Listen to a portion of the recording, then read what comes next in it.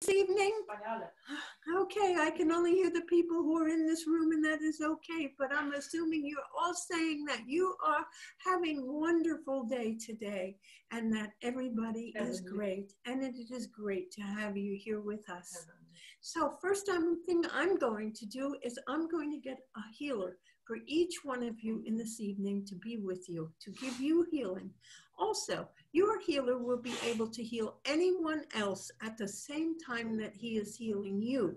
So if you have friends, family members that are in need of healing, and you wish to send them healing energies, just hold that intention in your mind, ask your healer to send them healing as well as yourself, and it will be done.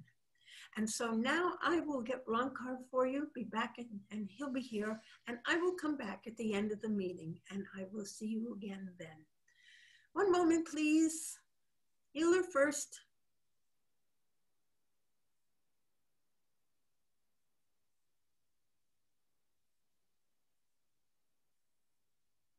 Okay, everybody has a healer, and now I am getting Rankar.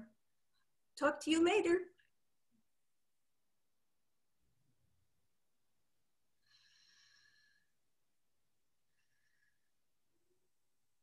Good evening. It is I, Rankar. In this evening, I will not be taking any questions concerning the political climate or anything that is going on in this way at this time. The reason for this is that you are growing close to your own elections, and each of you must consider the candidates individually on their own merits, not by anything I say, because I cannot and should not influence the election in any way. And so I will refrain from speaking on it. Plus, there are many things going on. And it is very important for you to use your own mind and your own thoughts, applying your morals and your ethics, and thinking on what you wish to accomplish for your country and for yourself. And so it is important that you spend some time thinking about this, and then that you vote accordingly for the candidates that you feel will most support the things that you wish to manifest for your country and for yourself.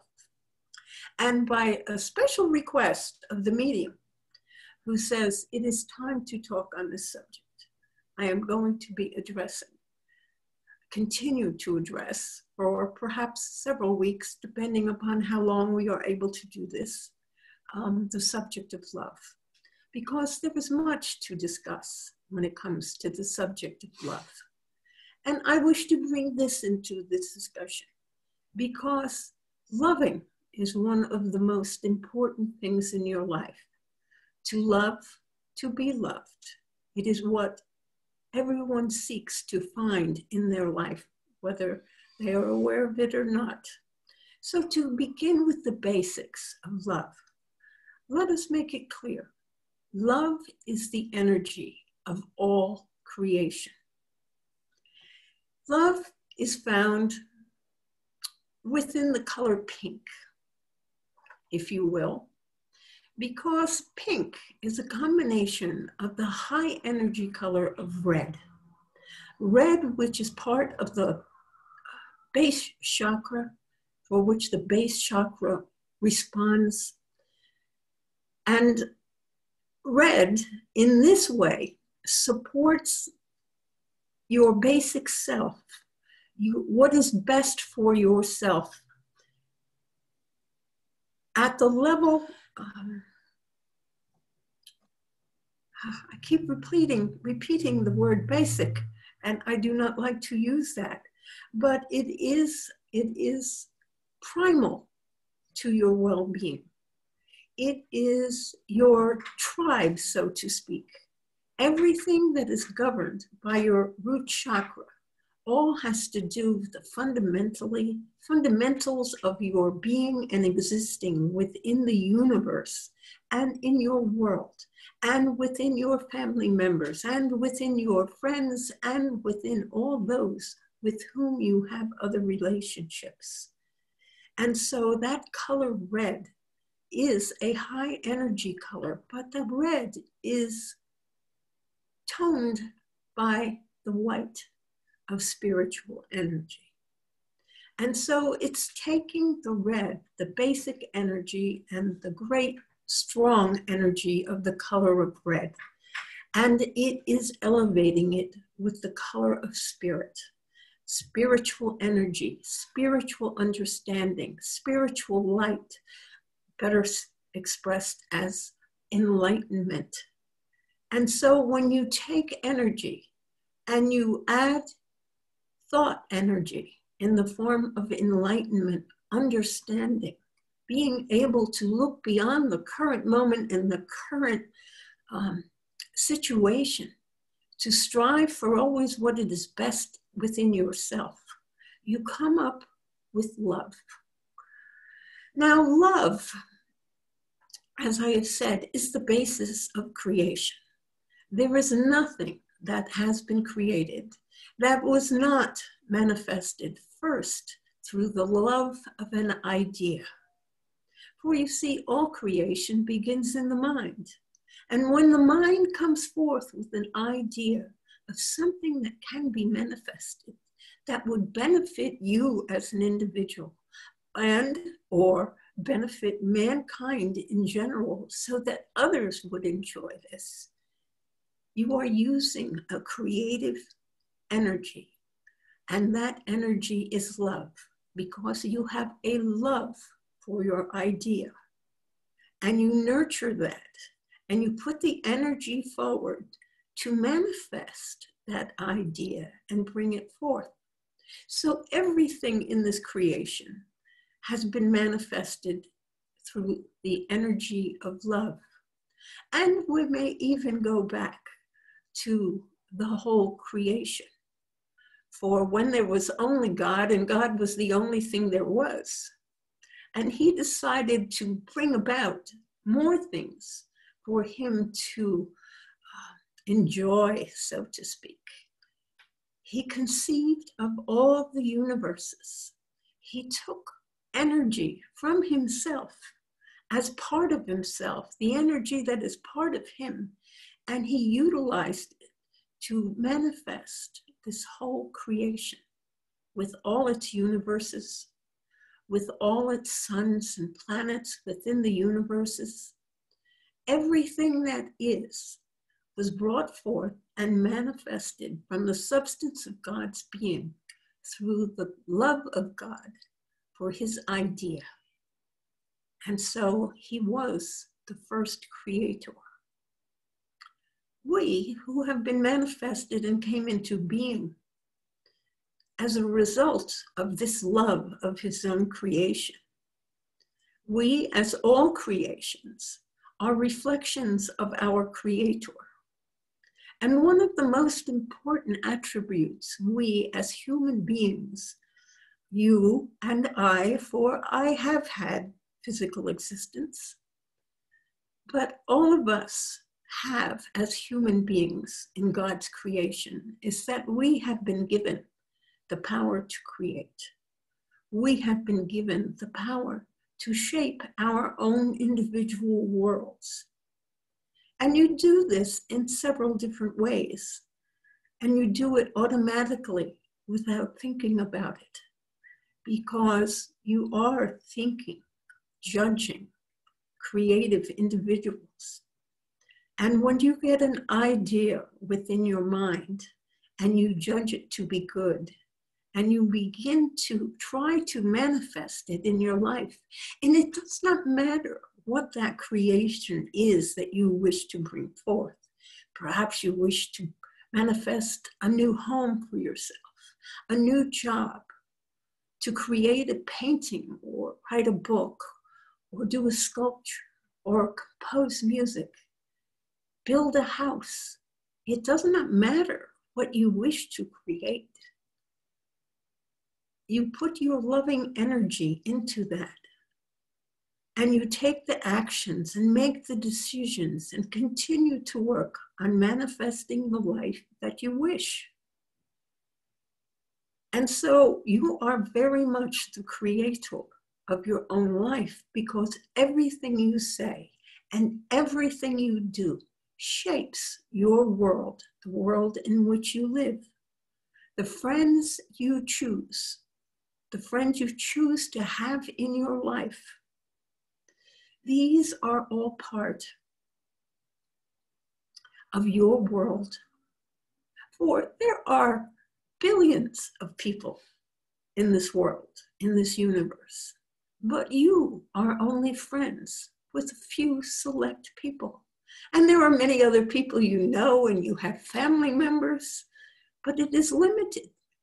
There are millions of people out there that you do not know, and they do not have much of an influence in your life, except as the mind of the group of individuals does have a tendency to control what goes on in the world and what experiences outside of yourself are happening.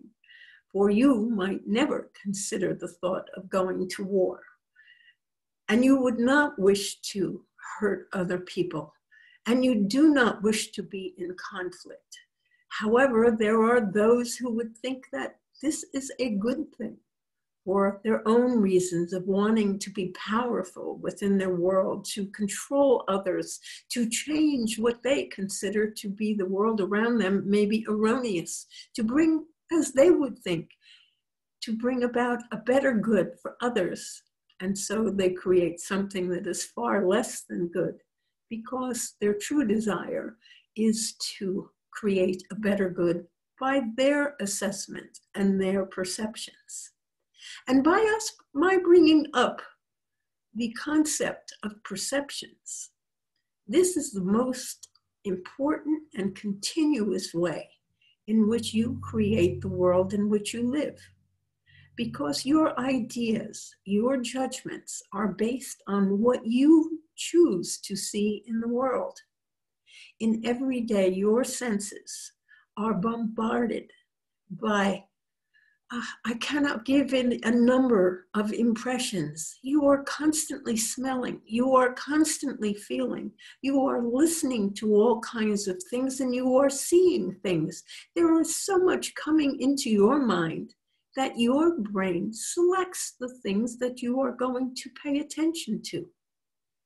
So that for someone who has a sensitive nose, they may be influenced by the sense of smell a great deal. If they think it is pleasant, it is good. If it is unpleasant for themselves, and that is a judgment that they make on what they are sensing through their nose. Is this a good scent? Is this a bad scent? Do I like it or do I hate it? Do I want to stay here because I find this to be a good place that smells good? Or do I have to run away because I cannot stand the smell that is here? You can see that the simple sight or the simple thought of different types of smells may attract you or repel you. And you may not think of that, but it does influence the life that you live. When you step outside, you can choose to look at the trash that is on the ground, or the grass that is grown too high and needs to be mowed, instead of seeing the bright blue sky or the birds that are tweeting. You might not even be paying attention to what you are hearing, because you are so consumed with what you are seeing. And this too affects the world that you are living in at the moment, because you are choosing to see certain things. Your mind has trained your eyes to pay attention to whether the grass is mowed, to whether your house is clean. If you are not a neat freak and do not care as to the appearance of your house, you may not notice that there are many things out of place, that there is dirty laundry on the floor. You may not care. You will pick it up when you want to do laundry. It is not important to you on a daily basis. You don't care if your countertops are covered with things. But for other people, this would be very annoying and make them very unhappy. And so they would need to have the clothes put away in the hamper or hung properly in the closet or wherever they are stored. They would need to have the countertops all clean and tidy. It is just a matter of what is important to someone. And there is no criticism of one thing or the other, because this is an individual aspect of yourselves. And so whatever it is you like to see in your house and the world that is around you, you may choose to see it and concentrate on everything there that is so good that you feel happy. But if you choose, you can also concentrate on the things you do not like that is also manifesting in your world and is apparent there. And then you can choose to concentrate on that and make yourself unhappy. So when you hear the words that we create our own happiness or unhappiness, that is one of the ways that you create your happiness or unhappiness. And it is unconscious. You do not consciously choose to make yourselves unhappy. You would choose to be happy. However, your mind is doing what it does habitually, and your subconscious mind is there also influencing you. And so your subconscious mind may be prompting you to notice this, that, or the other thing that might make you unhappy. Why would it do that? Well, that's kind of what you were programmed to do at some point in time. For some reason, people indicated this stuff to you, and you grew accustomed to looking for it and making judgments on it. And so your judgments, what you choose to see and what you choose to ignore, all these things create the reality in which you live. And these choices, most of which are made instantaneously in your life, determine whether you are happy or unhappy.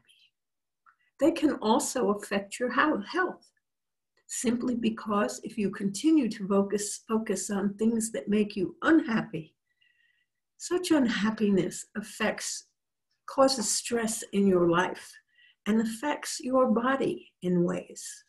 And so your thoughts really determine what you are experiencing in your life.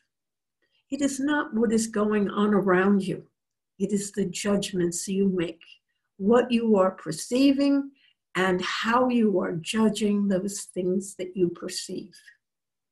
And so for all of you, at this first lesson, it is a lesson on understanding, at some level, responsibility for your own emotions and for your own mind and for the world you create for yourself. If you choose to be aware of things that make you happy, so it is. You usually experience happiness. If you choose to be aware of things that make you unhappy, that you do not like, that your judgment is that they are bad, then you will be a more unhappy person.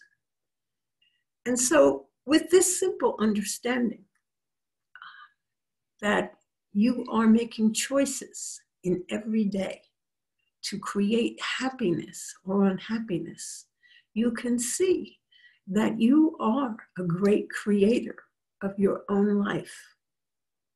And the things that, how you react and what you say, the things that you do, all have an impact on what you experience and the life that you create for yourself. And so in this evening, we are just going to keep this lesson very simple. Acknowledge that you are the creator of happiness and unhappiness in your life, and determine that you shall not create unhappiness for yourself, that you will choose to look for the things that make you happy, that make you feel good. And in this way, you are creating the best life possible for yourself, because you deserve to experience a happy life. You deserve to experience a happy life. And it is up to you to create that life for yourself. And we will talk more about your abilities as a creator and how creation manifests around you at future meetings.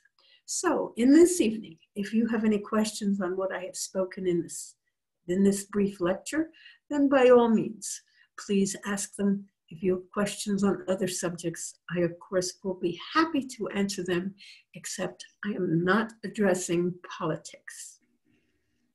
So please unmute yourself to ask a question. On cards, Robyn. Oh, go. Rob? Anka, this is Mahesh. Hi, I'm Mahesh. I have the same question that your discourse a few minutes, the same thing I want to ask. I want to withdraw from the political news, every day happening, other things, the stock market, everything that is fast moving, is changing every minute. And I want to withdraw from that from those things. And I want to give myself some rest. I want to be restful. I understand what you are saying.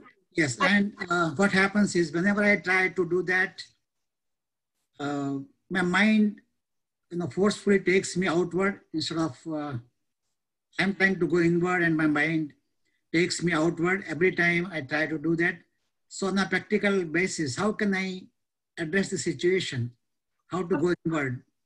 Well, the most obvious step to take, since you wish to withdraw from that, is not subject yourself to news reports.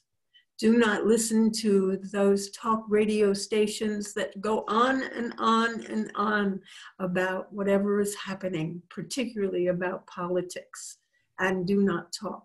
Find, if you wish to listen to things or see things, find things that will distract you from that talk, such as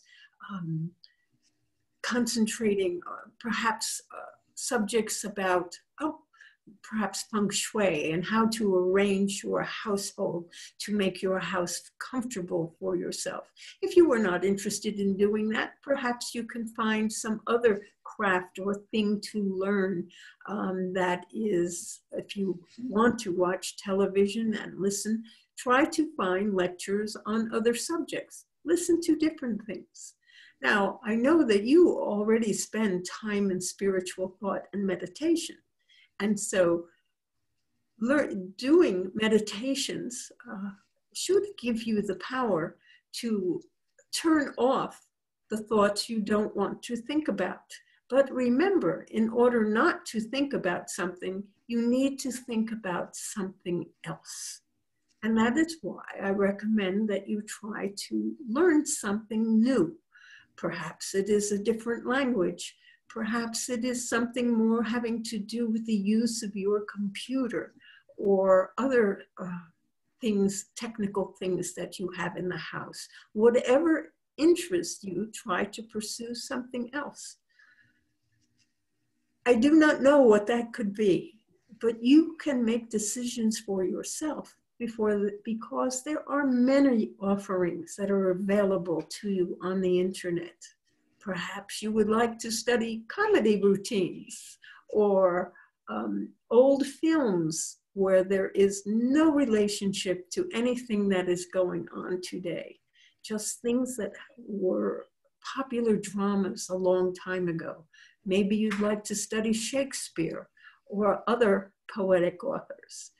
It is only to find something else to apply your mind to, by which you will be able to ignore whatever happens to be around you with concerning politics.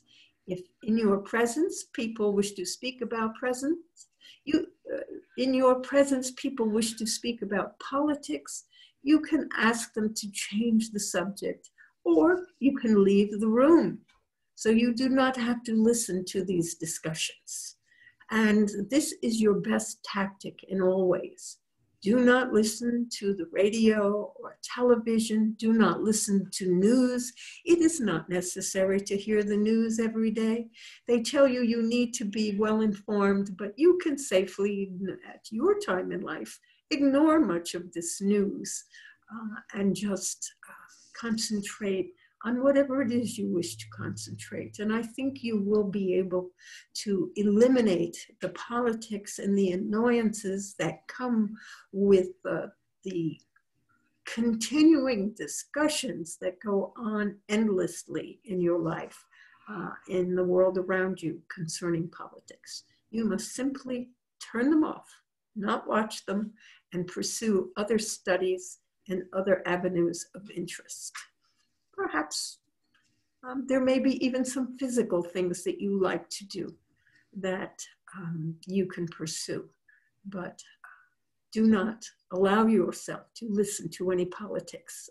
And the need to listen and the desire to listen will soon be eradicated by the interest you may find in a new subject that you are studying. I hope that is helpful. Yes, thank you very much. You're welcome. It was politics and the stock market, so I want to withdraw from both. I'm sorry? It is about the politics and the stock market, and I want to... Oh, and the stock market, yes. Yeah, so I want to withdraw from both, and thank you very much for the answer. That helps a lot. Mm-hmm. Yes, you are welcome. I can see where both the stock market and the politics can be very upsetting these days. Yes, distracting, yes. Yes. Thank you. And I believe, Robyn, were you the one who was also speaking? Yes, I was. You know, your topics are always dead on point to what I'm dealing with, and thank you always. You know, when you were saying, well, you have to make the decision yourself regarding my work, and it's a tough decision. You know what, after I spoke with you, it was actually easy in an odd way, because something manifested to push me over the edge to finally leave, and I did quit. I've never, ever in my life quit a job. I've always given 2-week notice. In this case, I gave plenty of heads up that I had another employer, and they were not yielding to working with the other employer regarding the hours, you know, because they were clashing. And so I had a night that I can only say culminated in helping me form that final decision. And, you know, I was having a difficult time with with one of the managers. And it was funny because this manager texted me, I'm your boss, and if you don't like it here, you can go somewhere else. And I'm staring at this text, and I'm saying to myself, yep, that's the message. Thank you so much. This is clear as a bell. And so the next day I turned in my shirts and the key to the building and walked out. And that manager was at the register assisting other customers. And you said, and it was so funny because you said that the outcome would put that person in shock. I think that was the exact word you used. I could be wrong, but it was pretty close to that. So I texted a coworker afterward and asked what the reaction was, and the word was that individual was shocked. But, you know, you say that you create your reality through your thoughts, your words, and your deeds, and it couldn't be more true. I may be making less money, but boy, oh boy, am I a lot happier. And the people around me and the environment that I'm in and the work that I'm doing and the fulfillment I get, you know, it's just every day I'm just as eager, if not more so now, to go to work. And then the other thing was, I was annoyed that I left a full-time job for part-time, but somehow there's certain things that I have intuitive insight into. And I knew that the full-time position, because I applied for full-time and part-time positions, I got the part-time position in the same department. And I was annoyed that I didn't have the opportunity to you know, go for, or at least be interviewed for the full-time position. Come to find out that last night I was told by an individual in the department that the person that got that full-time position in my department has been moved to another department. And I just started laughing to myself, saying, well, okay, is that going to come open then, that full-time position in this department? Because I want it. I gave up a full-time position. I want that one. And so the individual said, I'll keep checking for you. And let you know, or you can do your, homework yourself and go online and check it out. And I just cracked up laughing, saying everything is aligning what I was hoping for.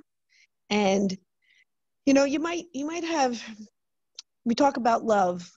Love can drive us a lot of things, and, good, bad, or the ugly. And people have a love of money. It's not just a love of one another, companionship. Love can be of anything. You can obsess over anything. And so one of the things that was getting on my nerves where I worked before was this greed factor. Now that we're making more money, there's this overabundance love of money. And I said to people, I'm not selling my soul to the dollar bill. That's not my love. My self-respect, self-esteem, self-worth. And thankfully, I'm blessed to have a husband that's a wonderful provider. And he supported my decision completely and said, we're okay and we'll continue to be okay. And so, it's so true what you said, that you do create it. And when you get out of the maelstrom of it all, because of course, when you're in the thick of it, it's hard to see clear. But that night culminated in a very unusual situation and pushed me, or clashed with, another manager over an issue that we were both dealing with. And I couldn't really be happier for the outcome. And since I create my reality, as far as I'm concerned, that's a done deal on that full-time position. When it does post, I will make it crystal clear that I want it. And last night I was acknowledged for doing, quote, good there by my manager. He said, you're doing good here. And I was thrilled to hear that. And not that I needed it, but it's always good to know that you're being acknowledged. I just get in there, roll up my sleeves, be a team player, work as I'm told, and also look for avenues that needed to be done without being told, to support the team and the store, and to, drive what needs to be done to get the work done. So thank you as always. I appreciate and your talk tonight as well. But I really couldn't be happier. Just one question though for you. Yes.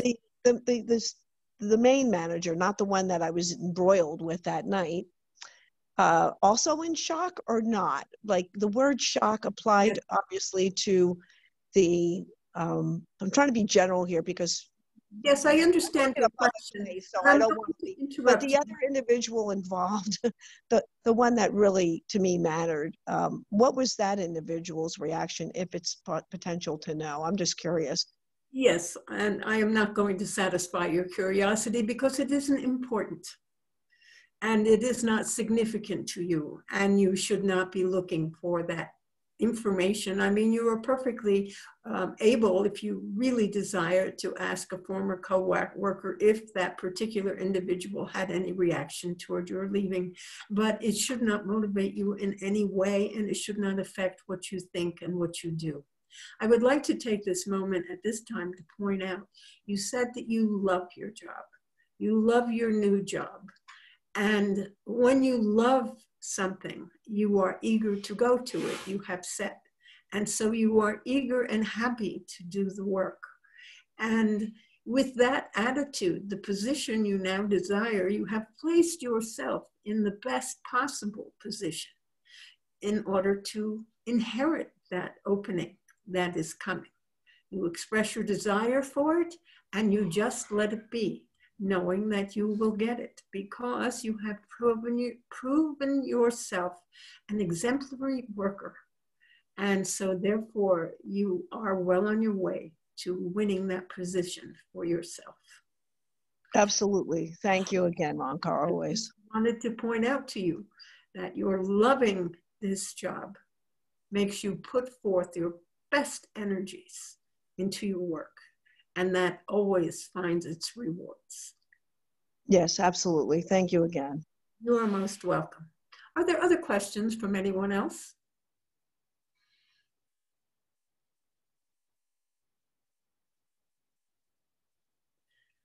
No, I'm quite certain there are other. Are we allowed to ask about the Supreme Court? Well, that sort of falls into politics. What is it you wish to ask? I may or may not answer it. Well, I'm not sure who Trump is going to pick. I don't want to know. I don't think it really matters who he picks. I just want to know if the country is going to go into the turmoil we saw during the Kavanaugh, that's all, nomination. The situation is very different at this time. There will be its own turmoil in its own way. And you just continue to think that everything will go well and easily, and that it will be accomplished perfectly. Do you understand? Because the more minds that think that, the more that energy will go to having it created. So be one of the minds that know that everything will go well, and that there will not be undue discord or distress over the situation. There will be some. It is inevitable with your political situation, which is one of the reasons why I do not wish to talk about it, because it is inevitable. But it need not govern your life. It need not make you happy or unhappy. I mean, if things are not going the way you think they are going, do not give into your own mind games that you are playing with yourself, your ifs, your worries, but just be steadfast and firm with the knowledge that things will work out as you wish it to work out.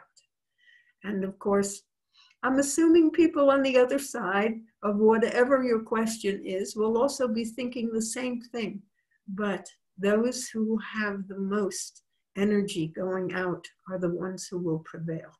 So make your affirmations concerning that all will be well. The right justice will take a position on the court. Are there other questions? I just want to jump in here real quick about Ruth Bader Ginsburg. From a Jewish perspective, this was the first Jewish woman to the Supreme Court, and not the first woman, of course, but when she died, she happened to have died on the eve of Rosh Hashanah, which is the Jewish New Year. And that's very poignant, and I'm sure some have read that is very significant. In Judaism, if you die during the high holidays, which are the major holidays of Judaism, Rosh Hashanah, Yom Kippur, we have Sukkot and Simchas Torah, but primarily Rosh Hashanah, Yom Kippur, Day of Atonement or a Day of Atonement, and Rosh Hashanah, the New Year, the Jewish New Year, because our calendar is much older than the Gregorian. It is considered, if you pass during that time period, that you are a tzaddik. And tzaddik, to translate that, is a righteous person, meaning that Ruth Bader Ginsburg led a righteous life. So when you talk about who's going to take over the Supreme Court, focus on that, another righteous person, a tzaddik. And I just wanted to add that one because when I realized that she died Rosh Hashanah Eve, I think that says it all about the life of this individual. And that's it. Thank you. Thank you for your input. And I'm sure all would agree that that fills the definition of the best person, the best judge. Someone who is righteous is always good. Are there other questions? Ankar? Yes. May not be directly politics, but just little concerned about the healthcare.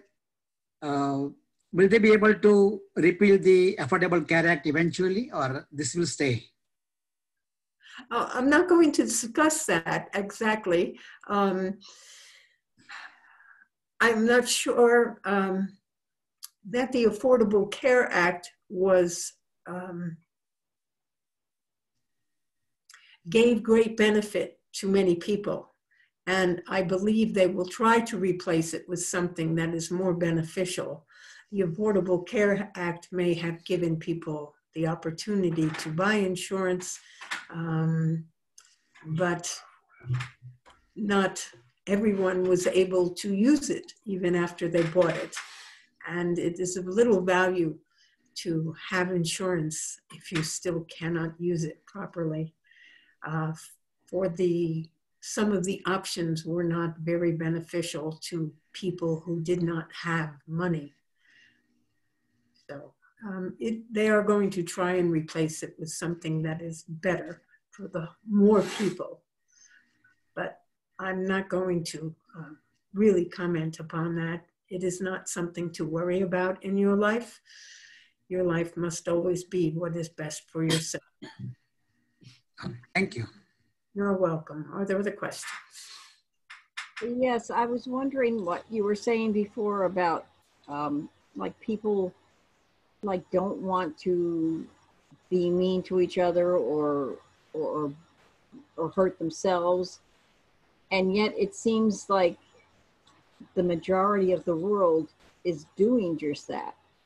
So how can we, I know individually we can change this as far as our thinking goes, but if, like you say, most people don't want to do these bad, hurtful things, and why isn't things changing? Thank you for the question. And I wish to point out to you that it is your perception that most people, in spite of the fact that they do not want these things, somehow allow them to happen. When you focus or you say that many people or most people seem to perhaps be mean to others, that is what you are noticing, as opposed to focusing on all the people who are working to be good to others and to help others. At this point in time, there are many places which display in front of people's homes and in front of businesses and things like that. You can all perceive signs which say we support our first responders and healthcare people. And do you not see those signs and know that these people who are actively proclaiming their support for nurses and doctors? Do you not notice how many doctors, nurses, people there are working in the healthcare industry? While in some nursing homes, there may be individuals who are perhaps not nice to their patients and may not be as caring and loving as they can be, but there are just as many people who are caring and loving.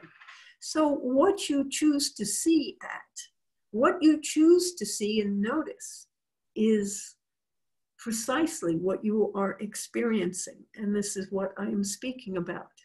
Now, we do know that there often arises to power individuals who, one, either like to just exercise power over others or have a vision that they feel is good to manifest. And they seek to force individuals into their vision and their idea of manifestation. And these individuals, as they can be very charismatic, can convince people that their attitudes and their actions are very helpful and will bring about a greater good for all.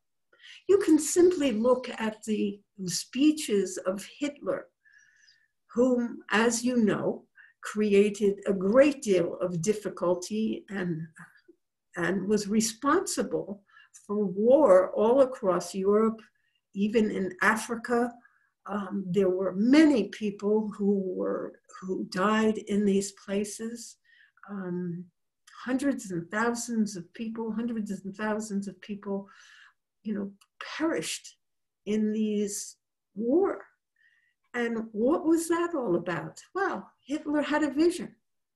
He thought the Germans were the best people in the world and that the Germans should lead everything, and their will should be in place, and that everyone would be better off when the Germans were controlling things. Now, the fact that he was in control of armies and it brought his own power, of course, played something into that, into making him the person that he was. And he didn't like certain individuals, and so he decided that these people should be eliminated from the world. He did not like Jewish people, and he thought that the world would be better without Jewish people, people who believed in the who adhered to the Jewish religion. They were the people that they had kept faith for thousands of years also. And so he decided to eliminate these people, thinking that they were a threat to the well-being of the world, not seeing all the good that these individuals, that many Jewish individuals did, because they cherished learning and they sought to know and understand and create health improvements and understand about the universe. And so he did not see this as an advantage. He chose to look at ways in which Jewish people were perceived as not doing good, and not consider even why some of these situations had evolved. And I do not wish to go into the history of this, but Jewish people who always set themselves apart from others often earned the animosity of those others, which sometimes were more powerful than themselves. And as a result, they perhaps, through their own attitudes, incurred the disdain and dislike of many people. And it may have been that in their lives, this is the only thing that they thought they could do to support themselves and their families. And as a result, they gained hatred from other people. It is all a matter of judgment and perception. And bringing this back. So your judgment and perception is that there are too many people in the world that are creating unhappiness and wars and disrespect for others. It is the only person you have control over is yourself. Everything outside yourself is beyond your control. And so the only thing that you can do to bring about more love and more happiness in the world is to extend good thoughts to others. That is how you love people. You wish them well, and you want the best for them. So you wish for good thoughts for others and that their lives are well and healthy. And when their lives are well and healthy, they will not be unhappy, and they will experience happiness, and they will want to continue their lives the way they are. It is the unhappy who cause discord within the world, because they frequently are unhappy because of their own thoughts, as I have said, their own perceptions and their own judgments. And they project these thoughts, actions, and judgments upon other people and see them as being bad. And as a result, there is animosity growing from them. All you can do is love others and love yourself, and know that you are good and that you wish good for others. If you do this and you act this way, in a loving way to all people that you encounter, you spread love throughout the world. And this will be another topic of discussion on another night. But as you give love, you increase the love in the world. And the more love there is out there, in the sense of wishing other people well and wanting them to be good and happy and to enjoy their lives, that this will bring about the best amount of good for others. Do you understand? And so in this way, you increase the good in the world. It comes from you directly. But you influence others through your words and actions. And if they are kind, helpful, uplifting, You may transform someone else into being a kind, helpful, uplifting person also. And therefore, you will create more love and harmony and peace within the world. And if everyone makes it their business to be as kind and helpful to other people as they can possibly be, then love will grow and wars and discord will fade away. Because it's not a question of my idea against your idea. We both want the same thing, for everyone to be happy and healthy. Once we recognize that we are both seeking the same thing, perhaps our methods are different, but we do not have to fight over what we are working for. We are all working to create peace and harmony in our lives and in others' lives around the world, so that everyone will prosper and that everyone will be happy. So I hope that has been helpful. Oh, yes. Would it be correct to say that the media, the news, etc., projects the negative things of the world, but yet the good things in the world are actually more of them going on than the negative, but we just don't hear about it? It is extremely possible, and it is possible.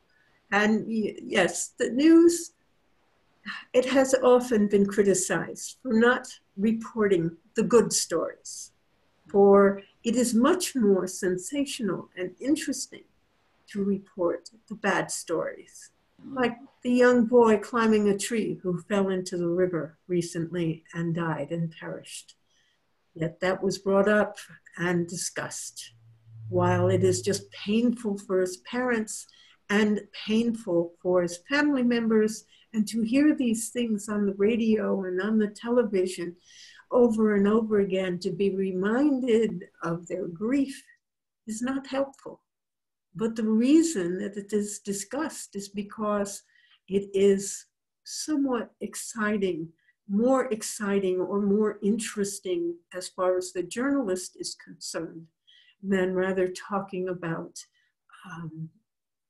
other things that are happy and healthy and good things that have happened.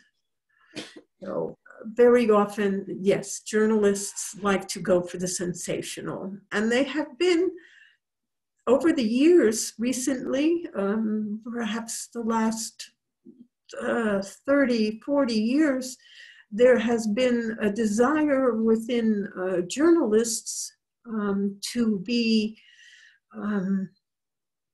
not just reporters of what is happening, but to be influencers. And that is what they have been shown and demonstrated, that they can be very important people. They can influence the lives of others. And so how can they influence the lives of others? Well, they think they're going to influence the lives of others in whatever ways they think is best for them. And they don't often pay attention to whether this is best for the whole, or that their actual actions and what they are writing and speaking about is beneficial to talk about.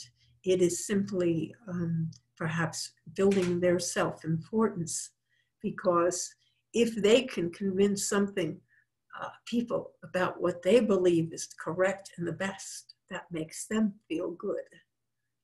And they also gain the approbation and praises of their fellow journalists for writing cogent, dynamic, interesting stories. I have questions for Thank you. For past life. Julia here in this room has a question. What is your question? I have to. This is what kind of reincarnation was my son when he come to my life like a baby, when he chose me like a mother. Oh, you want to know why he chose you as a mother? Yes, and what kind of incarnation is important in his life now, past life.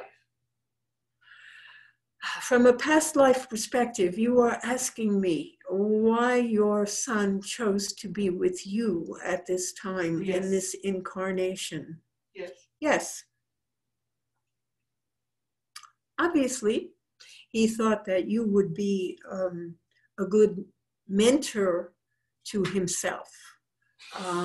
Your own story takes you from the restricted lands of communism where there is little opportunity, but you have always worked very hard to create opportunity for yourself within the systems, and you managed to leave that system into other areas and other countries where you had more opportunity. And so he wished to also have this opportunity in himself, for himself. So your example was an example to him of working to make his own life better, because you were the example of always working to make your life better and to create a good life for him and give him opportunities. Now, some may not think that he has taken the best of opportunities, but he is happy with what he has created for himself, and he is happy with you, and he is happy in his life. And so it is a successful incarnation. And he also asked you what kind of he have past life before he born. Oh, he wants to know another past life? Yes, his life. I see. This is a question he has asked you to ask me. Yes. I will see what I can do for you. One moment, please. Thank you.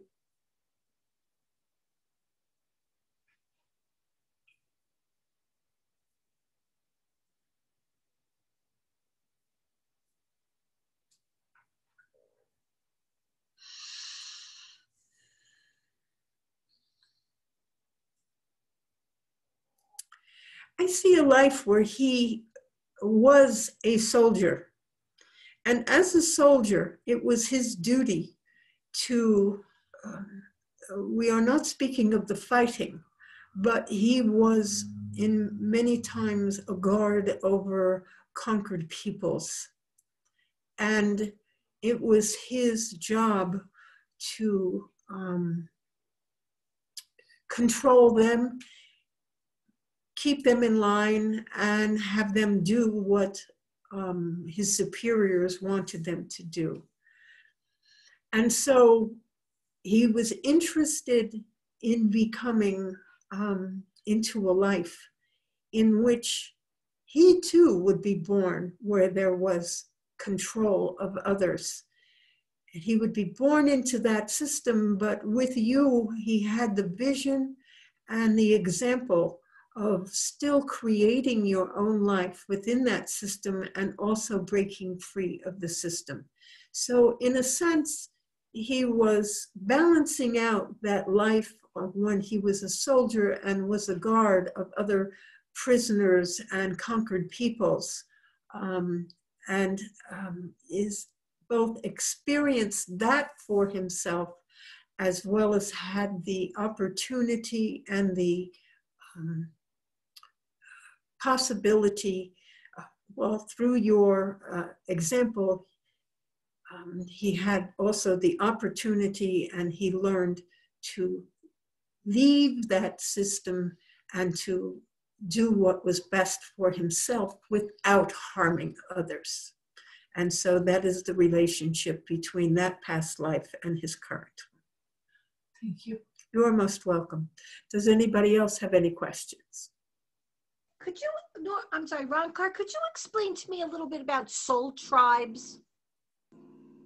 Soul tribes? Yes. I was studying about the Akashic records and they were mentioning them, and I couldn't figure out between a soul mate and a soul tribe and what's the difference. Well, I referred to the root chakra. And the root chakra does deal with your relationship to your tribe in many ways. It influences you to become one and part of a tribe. So I would assume that although I am not familiar with that term of soul tribe, that this is similar to that. You see, when you are part of a tribe, it is the group with which you are associated with their ethical ideas and their behaviors and your conformity to that tribe. So that can apply on the physical level. You see it manifested in gangs of teenagers that sometimes cause good, but just as often can cause trouble, because teenagers are at an age of rebellion, and frequently they are seeking to find themselves. And since they are not well developed in conscience and in thinking matters, they often go with peer associations and the ideas of being one with their peer group. And that is essentially what a tribe is, a peer group. Now, when you're talking about soul tribes, many of us in the past lives, have all had associates and friends and family members and relatives that we have associated with.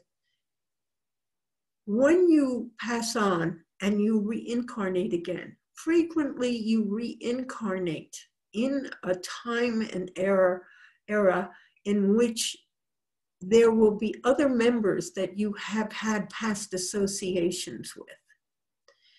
And in that sense, everyone creates a tribe of friends, souls, if you wish, spirits, personalities, however you wish to design it. You have an extensive number of relationships in the soul world.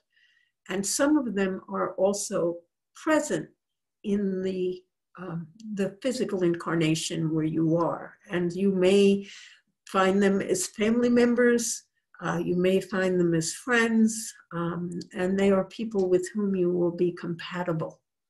So I believe that is what your book is referring to, is your tribe of past relationships, which you have cultivated over the many incarnations that you have lived. Is that helpful? Does it make sense? Yes, it makes sense. Thank you. I guess it explains why we are drawn from to different people, even though we don't automatically know them in our minds. That is true. You do not automatically know them, but some of them you may have met in a brief encounter, or when you first met someone, you had an immediate attraction to them because they have been within your soul tribe and been with you in a past life. Okay, thank you. I know that you have met people like that. Yes, I have. Yes, everyone has. Are there other questions? I guess I'm curious, because now that question that was just given, do we have a lot of residual, how do I say this? I'm trying to be very generic here. I've had a lot of conversations with people because our society is changing and becoming more accepting over diversity in what we perceive as male and female. Now that has become broader in our scope and understanding.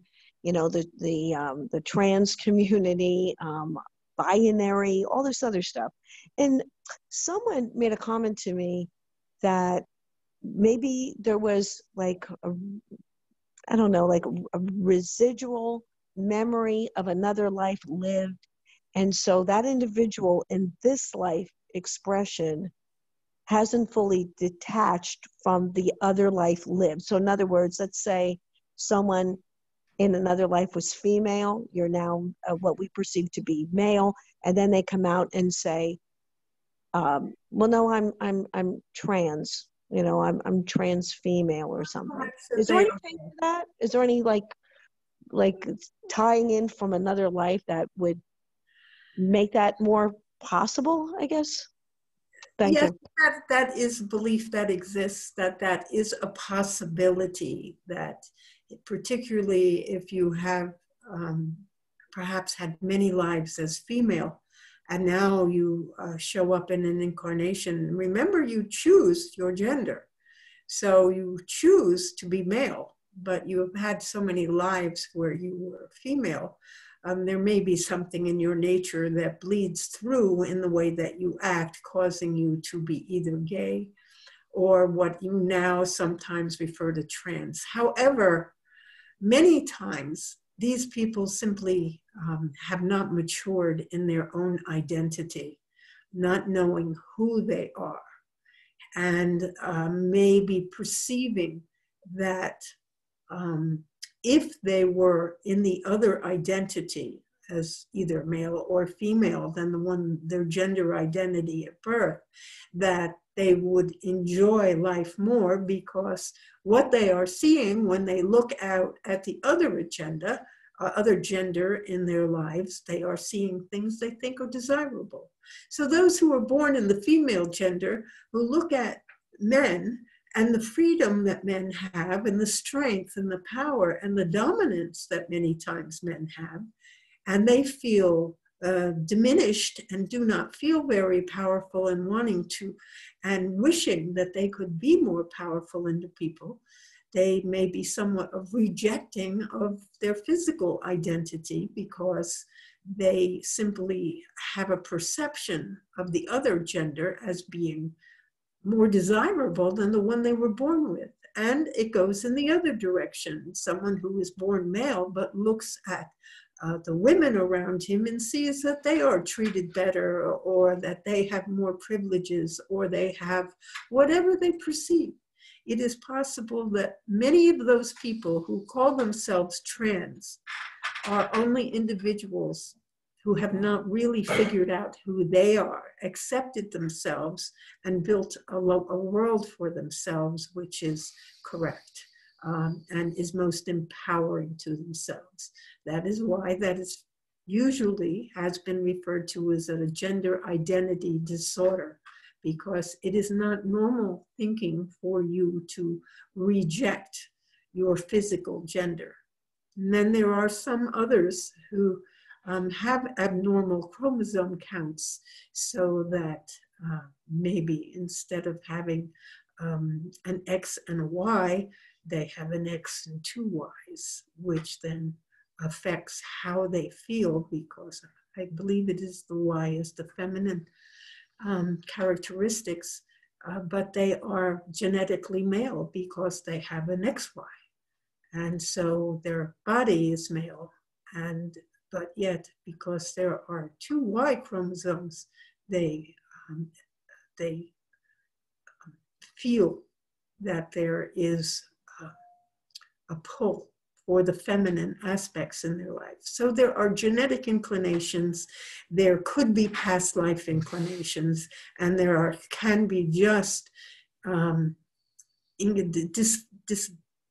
difficulties because of upbringing with their own gender and the way they were treated by their parents.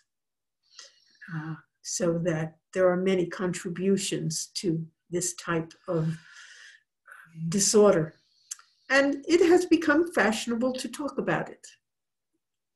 And so children, as they go through life, are fairly androgynous, particularly when they are born. They do not make differentiations very much between the boys and the girls, and this is the way it is. Most boys at around age 5 actually find girls rather detestable. They like other boys, and being a girl would be a yucky thing for themselves. But then, of course, we all know they reach puberty, and now they find girls very interesting because it is part of the normal growth cycle. And it is also similar for girls, that girls at about age 5 or 6 or 7 would not be interested in boys at all. They don't like boys, they prefer girls. That's why they make friends with girls and they play with dolls together, and they are similar in type, but as they get older, it reaching puberty once again, and then suddenly boys become far more interesting and the hormones take over. So these things change in life, and it is very possible for someone to not mature and make the changes as normally occur at the various times in life. So there's an answer to your question. I believe is it getting time for us to? Yeah, you're 8:52, so. So is there one last question? Yes, hi, this is Charlotte. Hello, Charlotte. Hi, I have 3 children. My oldest is a son of 59 years old, and he has avoided intimacy, marriage and stuff, until the last several years. He met this girl. She's 20 years younger, and to make a long story short, they're engaged, and they have a little girl who's 2.5 years old, and now she's pregnant again with a boy. Now, the thing I'm concerned about is she has had the COVID virus, and I was wondering, is there anything you could tell me about this poor little baby? He's ready to be born. She's gone into like false labor and she's dilating. The baby is due October 10th, but the doctor said may come earlier, and weighs almost 6 pounds. And I'm just... You're concerned? Yes, and whether you could tell me something about that. Well, it is, would be, I'm not sure what to tell you.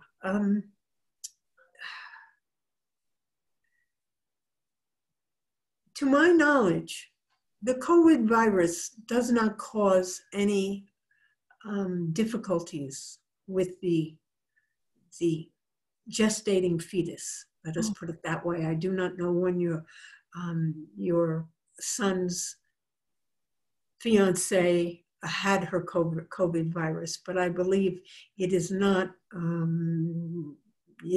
known to bring about birth difficulties, such as you already know that for a woman to have measles, German measles while she is pregnant, that this can cause blindness in babies and heart defects and many other things that happen to the children. So the fetus, the baby, is not necessarily perfect when it is born and may be ill. I do not believe that this has been shown as from COVID. So, and I am sure you are quite aware that doctors' perceptions as to when babies will be born can be very wrong. And even as to the size of the baby, they can believe other things. But they are making guesses as everything else. The most important thing for you to do is not to worry and to know that this baby is going to be perfect in every way, to assure the mother and your son that everything will be fine, and to know this to be true. For as with all things, when you have a belief and you hold strongly to that belief, then you will be, it will manifest for you, because all things begin in the mind. So what you want to manifest in your life, you decide, you make these decisions, and you hold firmly to the thought and the belief that it will all manifest for you. And you take, when it is for yourself, you take whatever actions you can to bring about that which you want to manifest. And you will find the way to make it happen in your life. In this case, all you can do is send love, healing to the mother and to the baby, and to know that all is well, and to ask both parents to be positive in that regard, and to have that thought, hold it, keep it, so that it manifests just as they wish it to happen. And that is what is best for you and for them at this time.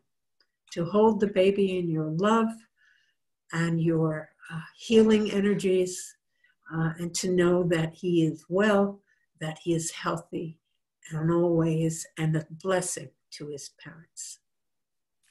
Thank you so much. You made me feel so much better about this. Thanks. And keep it in mind. That is most important. Just affirm. Right. I realize how powerful our minds are, and it's nice for you to confirm that for me. Yes. So it is now time for me to say goodnight. So I'm going to give you all my blessings. Good night. Good night. Thanks again. Love you. Good night. Good night. Hi, I'm back. Okay, well, it's the end of our evening, so it's time for me to say goodnight too. I hope you all have enjoyed this evening. And remember, I love you all. Good night. Good night. Good night.